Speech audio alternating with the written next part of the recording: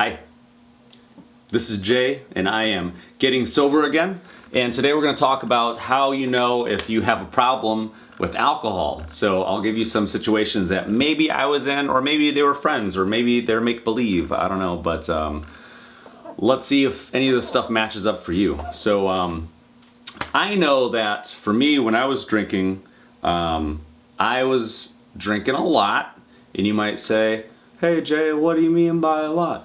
And I'd say, like, to me, and I know it's all relative, but I was drinking maybe like at least 3 units of alcohol a day. And if you're giggling right now, stop and listen. Stop giggling. I sometimes would have, in a night though, I might have 7 drinks, and I might have 10 drinks, or I might have 12 drinks. And you say like, wow, that sounds like a lot. But it's quite simply the fact that how they measure units of alcohol isn't just like what fits in a glass, right?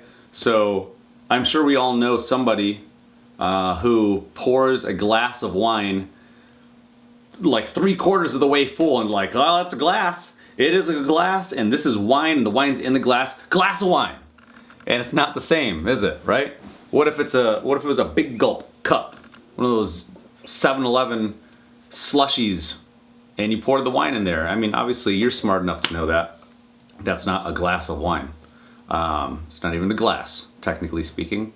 But so units of alcohol, we look at a beer, an 8-ounce beer, an 8-ounce regular normal beer, like a lager or pilsner, or something that's like 3 to 4% alcohol, right? That one serving is 8 ounces of something that's that weak or strong, depending on your personality. But if you look at something like a double IPA, which is the alcohol content could be 8, 9, 10, 11%, that's going to be 3 units of alcohol if you consume that entire bottle or that entire can. Or what if you're at a restaurant and they pour you an entire pint of a double IPA beer? They're giving you a beer that's 9% alcohol, and they're giving you 16 ounces. I'm not sure what the math is on that, but I think that's like 4 units of alcohol in 1 pint of beer. But you think, old booze brain says, glass of beer, 1 beer.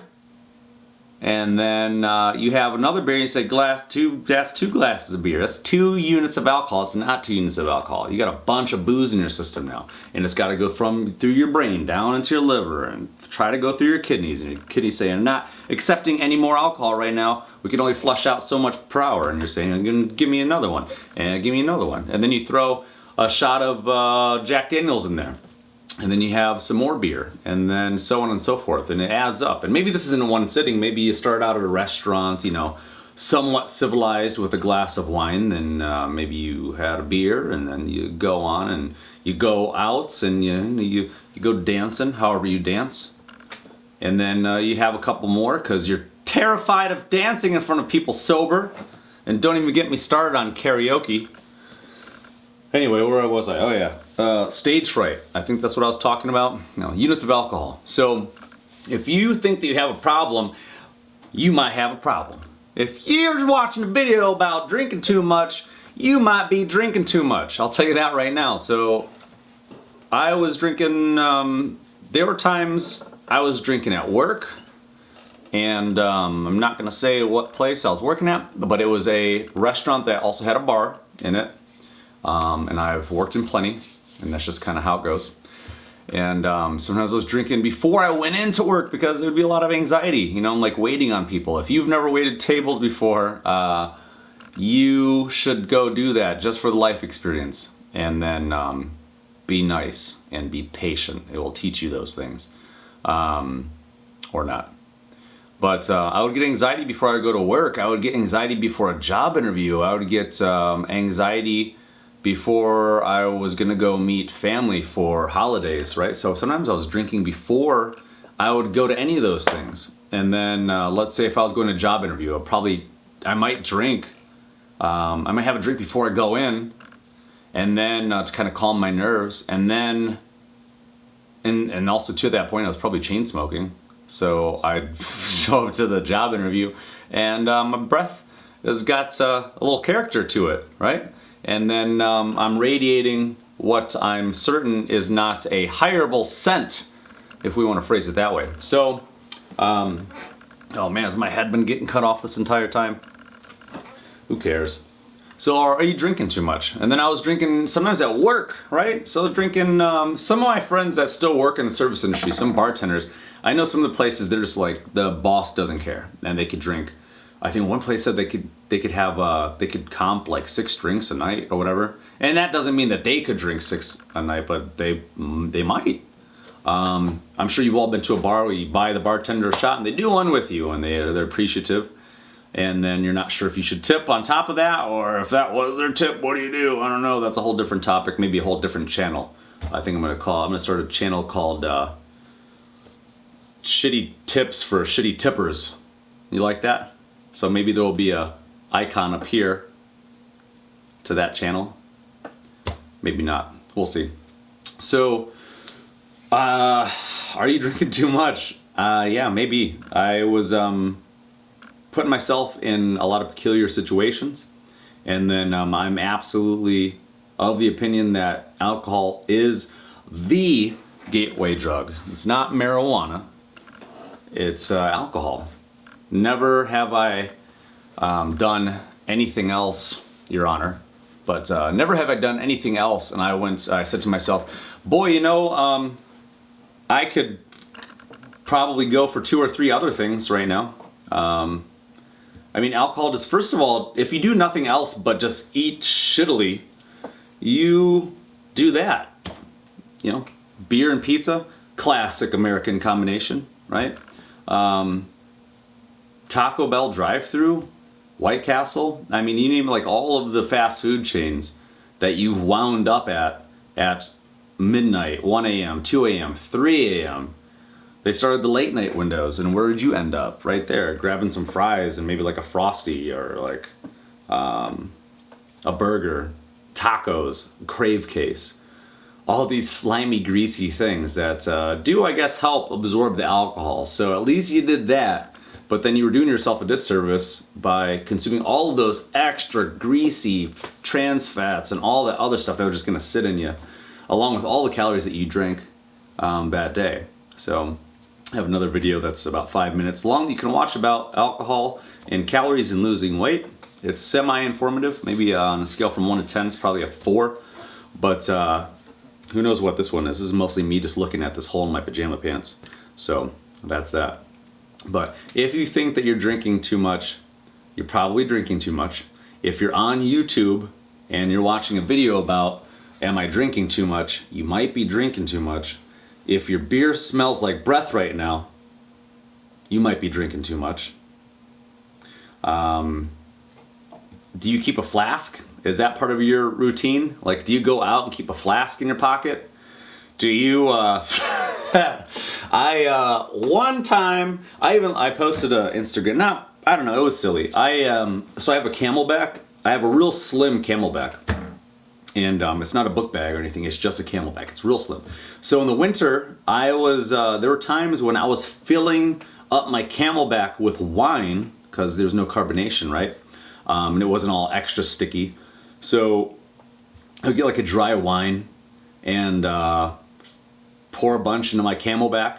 And in the winter, I had a coat on and I had a scarf, and the little tube could go down into your sleeve. And whenever you need a drink, you just have the little nozzle right there, and you just do one of these.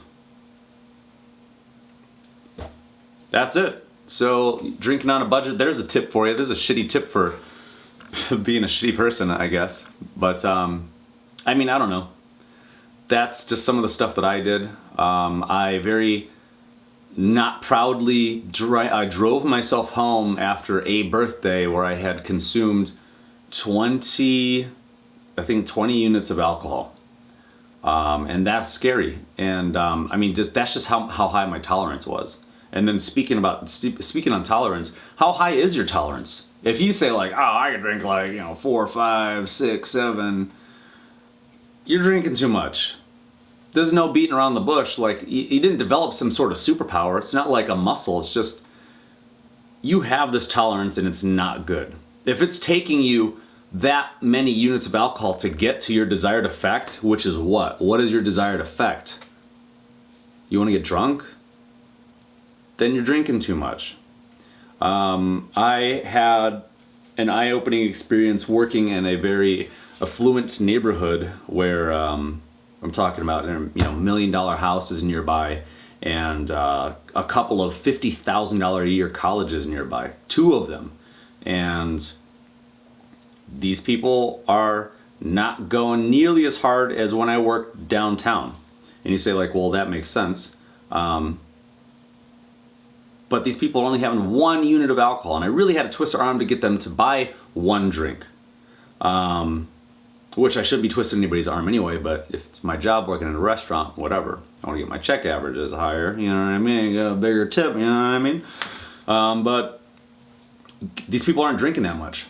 The students aren't drinking that much. Compared to the students that were closer to downtown, they were definitely drinking a lot, all the time. And that's also the difference between a $50,000 a year school and a $3,000 a semester school. People are taking their lives more seriously. And I find that more people that I want to be around that are taking their lives more seriously are not drinking nearly as often or not drinking at all. And if you want to look up some of the most successful and the most wealthy people on the planet, you will find that a lot of them aren't drinking. And some of the benefits are throughout my page. And if you're going to go on the internet, look up all the benefits of quitting drinking alcohol.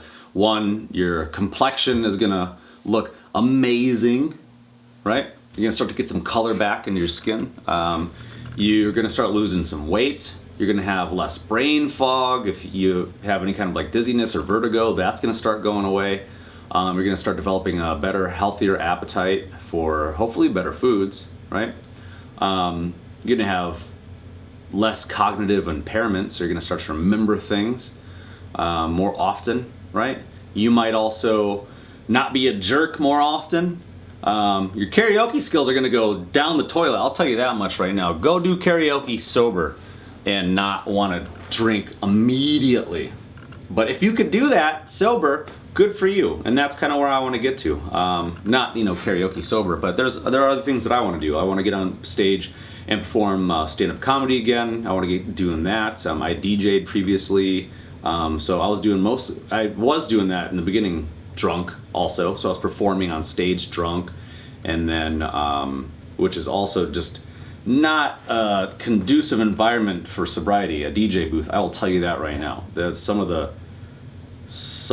things happen in that DJ booth. I'm just gonna leave that at that. If you want to find out what happens in a DJ booth, comment below, and while you're down there, subscribe and hit the notification button so that you can stay up to date on future videos. Yes, I'm sitting in a swivel chair. I'm sure I have other things to say, but I'm just gonna end it there because I have to go to work and serve people alcohol. I think I said purple. Goodbye.